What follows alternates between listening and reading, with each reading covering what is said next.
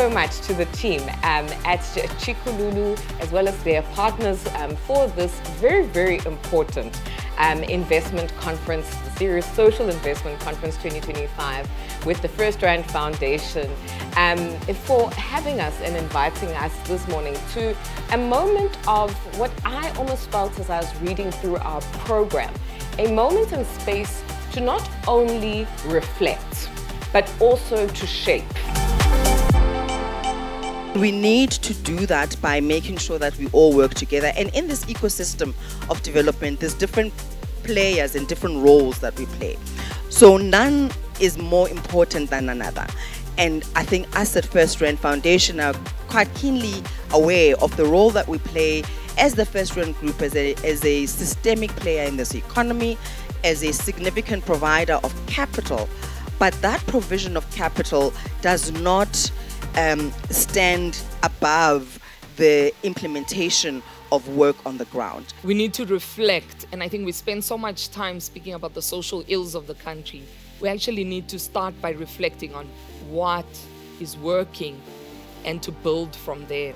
When you look at youth and skills, we know unemployment is the exam question we're all trying to solve.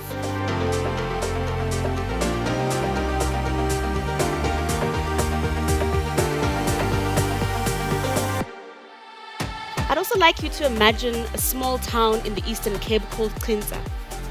Kinza is a remote and rural area close to Mercedes-Benz's East London plant where we manufacture the C-Class. It's a place where children wake up to the vastness of the ocean, but also a place that is limited in opportunity. For many, the scope of their dreams is diminished not by a lack of ambition, but by the limits of the world around them. But then something changes.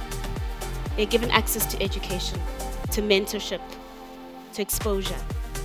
They're instilled with confidence. They find their voice, their power through belief, and their future through opportunity.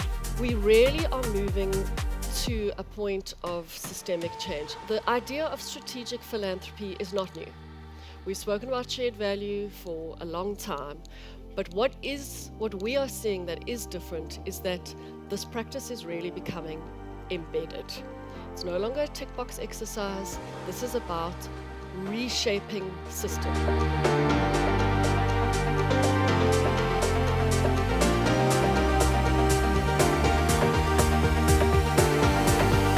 There's often a fear that funding social justice work will make corporates look anti-government or involve them in controversial issues. The reality, truly, is that there are very few social justice organizations in South Africa that are actually anti-government. We all work with government much more than we fight them.